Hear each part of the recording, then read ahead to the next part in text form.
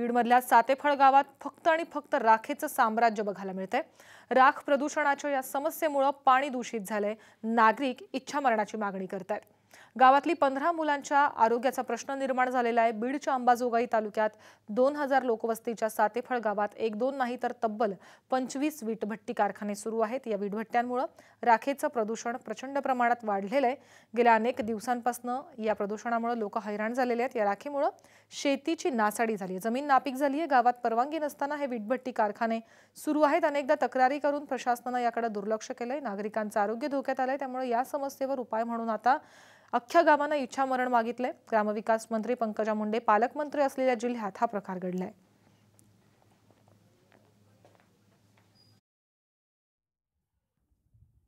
या गावामध्ये वीट भट्ट्याचं एवढं प्रमाण वाढलं की 25-30 भट्ट्या सुरू आहेत। आता आम्ही वारंवार तक्रार करून तहसीलला तक्रार केली, कलेक्टर ऑफिसला तक्रार केली, तरी त्यांच्यापासून काही उपयोग झाला नाही। तरी तुम्ही लक्ष देऊन गावाचा माणसांचे लेकरांचे आरोग्य धोक्यापासून म्हणजे त्यांना होणाऱ्या आजारापासून ते चांगले राहावे आणि चांगले टिकावे। त्याच्यामुळे माणसांना भरपूर आजार जडायलेत, लहान लेकरं कुपोषित होईलेत, माणसांना झटक्याचं प्रमाण वाढलंय। झालं तर आजार टीबीचे ह्याचे त्याचे आजार जास्त प्रमाण वाढले। आणि जे गावाची जलस्वराजची विहीर आहे त्याच्यामध्ये धूळ राख जाऊन तेच पाणी पूर्ण गावाला पिण्यासाठी उपलब्ध आहे। त्याच्यापासून पिऊन जे प्रतिकारक्षमता राखेपासून मिळालेलं पाणी ते पिऊन त्यांची रोगप्रतिकारक्षमता रोगाचं प्रमाण वाढले। तरी प्रशासनाने लवकर दखल घेऊन त्याचं जे आहे ते निवारण करावं। ही भट्टी राखामुळे व्हायलं सगळं। आधी माझं शेत चांगलं पिकत होतं, आता ह्या भट्टी टाकली तेव्हापासून काही पिकणं झालं। आणि ऊसाची नुकसान झाली, टमाट्याची झाली, मुगाची नुकसान आहे, मक्का नुकसान आहे आणि ज्वारी पण नुकसान झाली। आंब्याचे झाडं गेले त्याच्यामुळं माझे ते लिंबाचे झाडं वाळले, पुन्हा चिंचाचे झाडं वाळले आणि इथं जेवायला सुद्धा येईनापासून। या गावाचा असून माझ्या गावामध्ये या धुळीमुळे या वीटभट्ट्यांच्या वाढत्या प्रमाणामुळे माझ्या गावामध्ये खूप मोठ्या प्रमाणात धुळीचं राखीचं वातावरण झाल्यामुळे आमच्या गावचं सगळ्या गाववासियांचं आरोग्य हे धोक्यात आलेलं आहे। आणि आम्हाला वेळोवेळी आम्ही प्रशासनाकडे याची पाठपुरावा केला असता आम्हाला कसल्याही प्रकारचा त्या ठिकाणी न्याय मिळाला नाही किंवा कुठल्याच प्रशासकीय अधिकाऱ्यांना रीतसर चौकशी करून त्याच्यावरती कसलीच म्हणजे कारवाई केलेली नाही। आणि त्या उलट त्या व्यावसायिकांकडनं आम्हाला धमक्या मिळाल्या। त्या लोकांनी आम्ही ज्या प्रशासनाकडे निवेदन दिली त्या वेळेस आम्हाला धमक्या दिल्या, जीव मारण्याच्या धमक्या दिल्या, तरीसुद्धा हे प्रशासकीय लोक कसल्याही प्रकारचं त्याच्यावर तोडगा काढत नाहीत।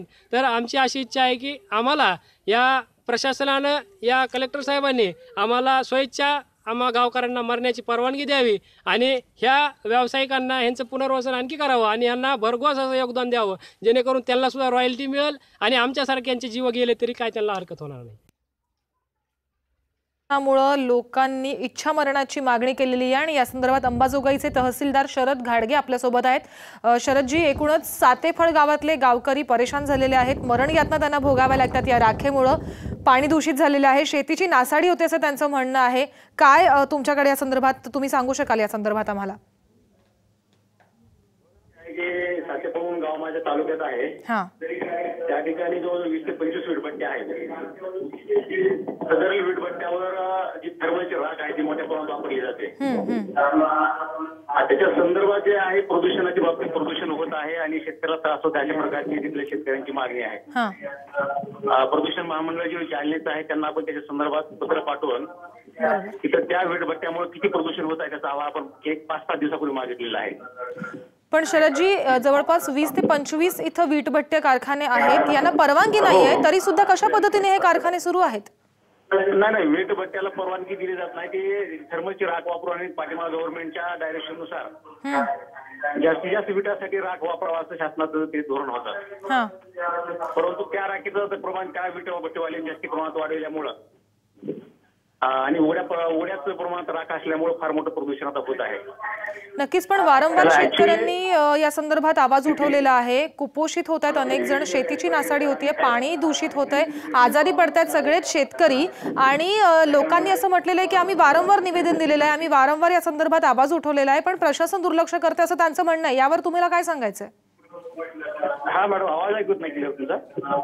मी असं म्हटलं की शेतकऱ्यांनी या वीटभट्ट्यांसंदर्भात कायमच आवाज उठवलेला आहे. आता शेवटी ते इतके त्रासलेत की त्यांनी इच्छामरणाची मागणी केलेली आहे. मग या सगळ्या मागणीकडे, शेतकऱ्यांच्या मागणीकडे किंवा गावकऱ्यांच्या मागण्यांकडे कशा पद्धतीने दुर्लक्ष केलं गेलं, याच्या मागचं कारण काय आहे नेमकं? नाही नाही, दुर्लक्ष नाही मॅडम त्याच्यामध्ये. आपल्याला प्रदूषण मंडळाचा जर रिपोर्ट आला की त्याचं त्यामुळे फार मोठं प्रदूषण होत आहे आणि त्याचं शेतीवर इफेक्ट होत आहे, आपण त्यावर 100% कारवाई करणार आहोत. अहो सर, पण गावकरी इच्छामरणाची मागणी करेपर्यंतची वेळ येते आहे, तर तुम्ही कसं म्हणता की दुर्लक्ष नाही झालं? नाही, दुर्लक्ष नाही मॅडम. अशा 110 वीटभट्ट्या तालुक्यात आहेत आणि प्रत्येक तालुक्यात अशा वीटभट्ट्याचं फार मोठं प्रमाण आहे. आणि वीटभट्ट्या जी आज बनवतात त्याचं पहिले थर्मलची राख फार मोठ्या प्रमाणात आहे. ऍक्च्युअली ते प्रदूषण मंडळानं जर आपल्या रिपोर्टिंग केलं असेल किंवा त्यामध्ये त्याच्या राखेपासून वापर होत असेल आणि त्याचं जर फार मोठं प्रदूषण होत असेल तर त्यावर कारवाई 100% होईल. त्याच्यात कुठलीही आपल्याला निष्काळजीपणा आम्ही करणार नाही. नाही होत असेल, तुम्ही जे म्हणताय अहो झालेलंच आहे. तुम्ही जर दृश्य बघितली, तुम्ही या गावामध्ये आहात, तुम्ही गावात बघताय, लोकांचा प्रतिक्रिया ऐकतायत, गावकऱ्यांचा जीव जातो आहे, अनेक लोकांना आजार झाले, TB सारखे आजार सुद्धा झालेले आहेत. एवढं सगळं होते आणि तुम्ही अजून अहवालाची वाट बघताय का?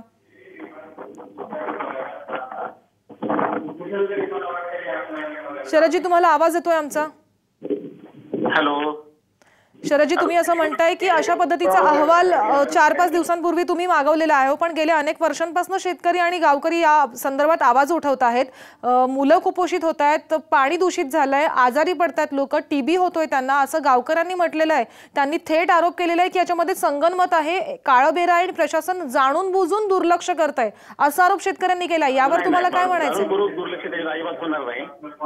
आता माझ्याकडे ज्या तक्रार प्राप्त आहे त्याच्या अनुषंगाने जर त्यामध्ये प्रदूषण मंडळाचा जर रिपोर्ट येत असेल की त्यामुळेच प्रदूषण आहे म्हणून 100% त्याच्यावर कारवाई होईल, मी तुम्हाला आपल्याला खात्री देतो. कारवाई कधी होणार? इतक्या वर्षांपासून आवाज उठवतात शेतकरी.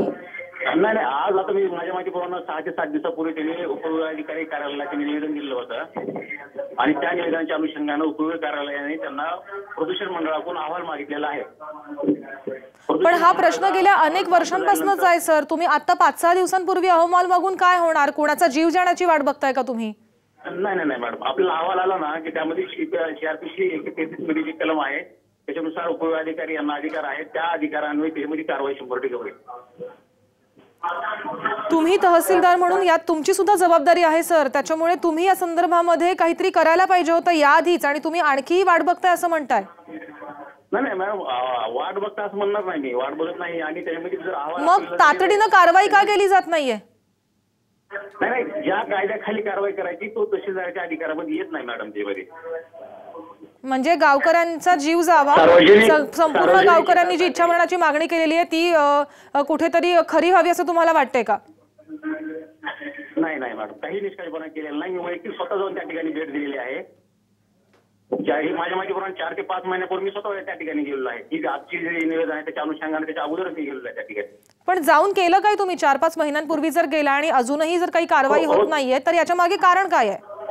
नाही, कारण फक्त एकच आहे की त्याच्यामध्ये प्रदूषण मंडळाचा आपला रिपोर्ट आवश्यक आहे. दुसरं काहीच कारण नाही त्यामध्ये. मग प्रदूषण मंडळाचा रिपोर्ट यावा यासाठी तुम्ही काय पाठपुरावा केला? पाठपुरावा केला आहे, पत्रव्यवहार केलेला आहे. माझ्या माहितीप्रमाणे 5-6 दिवसापूर्वी सुद्धा आणखी एक पत्र गेले त्यामध्ये. अहो पण तुम्ही 5-6 दिवसांपूर्वीची गोष्ट करताय, 5 महिन्यांपूर्वीची गोष्ट करतायत. शेतकरी आणि गावकरी 5 वर्षांपासून ओरडतायत हो. नाही हे पहा मॅडम, मी स्वतः त्या ठिकाणी वैयक्तिक भेट देऊन आणि त्या म्हणजे शेतकऱ्याच्या अनुषंगानं दुसऱ्या गावामध्ये सुद्धा ज्या ठिकाणी शेतकऱ्याची तक्रार नाही त्या ठिकाणी सुद्धा मी वैयक्तिक भेटी दिलेल्या आहेत. भेटी देऊन काही होणार आहे का? पण सर तुम्ही बघताय आता भेटी देऊन काही झालेलंच नाहीये. याच्यावर काहीतरी कारवाई केली पाहिजे. आणि ह्या अहवालासाठी तुम्ही किती दिवस थांबणार आणखी? हा अहवाल आलाच नाही तर काय करणार? नाही, अहवाल येणार, अहवाल 100% येणार. अहवाल आल्यानंतर 100% कारवाई करणार. कधी आणखी 4 वर्षांनी अहवाल येणार? नाही, आता आज इथं ह्याच्यामध्ये कार्यक्रमात आहे महसूल दिनाच्या. आजही गेले की मी आजही पाठपुरावा करतो. 2 दिवसात अहवाल मागून घेतो आम्ही. आणि अहवाल जर 100% प्रदूषणाच्या बाजूला असेल, प्रदूषण होते असं असेल तर तुमच्यावर 100% कारवाई होईल मी खात्री देतो. कारवाई होईल, पण या 2 दिवसामध्ये तुम्ही अहवाल मागवणार, त्याच्यानंतर 4 महिन्यांनी अहवाल येणार. आणि या 4 महिन्यामध्ये जर कोणाचा जीव जातोय तर यासाठी जबाबदार कोण? प्रदूषण मंडळाचा अहवाल मी तात्काळ प्राप्त करून घेऊन कारवाई होईल त्याच्यामध्ये. नक्कीच या संदर्भात आम्ही तुमच्याकडनं पाठपुरावा करणारच आहोत. तुम्ही करा अथवा नका करू, आम्ही तुम्हाला त्रास देणार आहोत या संदर्भात. कारण की शेतकऱ्यांच्या जीवन मरणाचा आणि या सातेफळ गावातल्या गावकऱ्यांच्या जीवन मरणाचा प्रश्न आहे आणि त्याच्याकडे दुर्लक्ष केलं गेलं नाही पाहिजे. राखेच्या प्रदूषणामुळे सातेफळ गावातले गावकरी आहेत ते चिंताग्रस्त झालेले आहेत। मरण यातना त्यांना भोगाव्या लागतात। गेल्या अनेक वर्षांपासून ते आवाज उठवतात, मात्र कुणीही याकडे लक्ष देत नाहीये। सगळेजण याकडे दुर्लक्ष करतात। तहसीलदारांशी आपण बोलत होतो, त्यांनी म्हटलंय की या 1-2 दिवसांमध्ये आपण या संदर्भात तातडीनं कारवाई करणार असल्याचं त्यांनी म्हटलंय। आपल्यासोबत आमदार संगीता ठोंबरे सुद्धा आहेत। संगीताताई, एकूणच सातफळ गाव मधल्या जे गावकऱ्यांनी मागणी केलेली आहे इच्छा मरणाची, गेले अनेक वर्षांपासून या शेतकऱ्यांची ओरड आहे। कुपोषित होत आहेत मुलं, आजारी होत आहेत, पाणी दूषित होतंय, शेतीची नासाडी होते। इतक्या सगळ्या समस्या असताना लोकप्रतिनिधी म्हणून तुम्ही याकडे दुर्लक्ष करताय असा गावकऱ्यांचा आरोप आहे। काय म्हणाल या सगळ्या संदर्भात? आम्ही बोलण्याचा त्यांच्याशी प्रयत्न करतोय, पण त्यांना या सगळ्या संदर्भात काहीही बोलायचं नाहीये। त्यांनी मुद्दाम फोन कट केलेला आहे। जेव्हा आम्ही त्यांना प्रश्न घेऊन त्यांच्या समोर गेलो, आपण त्यांना हा प्रश्न विचारत होतो की एक लोकप्रतिनिधी म्हणून कुठेतरी कमी पडतात हे सगळेजण। शेतकरी गेल्या अनेक वर्षांपासून मागणी करतात, पण संगीता ठोंबरे यांनी आमच्याशी बोलणं नाकारलेलं आहे। त्यांनी ऑन एअर फोन कट केलेला आहे।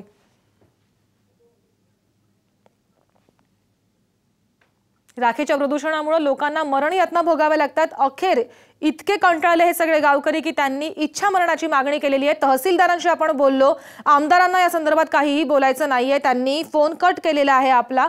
पण जेव्हा तहसीलदारांशी आपण बोललो, तहसीलदारांच्या म्हणण्याप्रमाणे 4 ते 5 महिन्यांपूर्वी त्यांनी जाऊन अहवाल मागवला होता, त्याचा पाठपुरावा ते करतायत, पण त्यांना योग्य असं मार्गदर्शन मिळत नाही आणि येत्या 2 ते 3 दिवसांमध्ये ते पुन्हा एकदा या सगळ्या संदर्भात जाऊन अहवाल घेणार आहेत आणि तातडीनं याच्यावरती कारवाई करण्याचं आश्वासन त्यांनी आपल्याला दिलेलं आहे।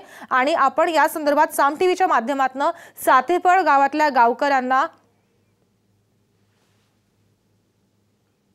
गावकऱ्यांसाठी साम टीव्हीच्या माध्यमातून प्रयत्न केले जाणार आहेत आणि आपण तहसीलदारांकडून या संदर्भात वेळोवेळी पाठपुरावा करून घेणार आहोत।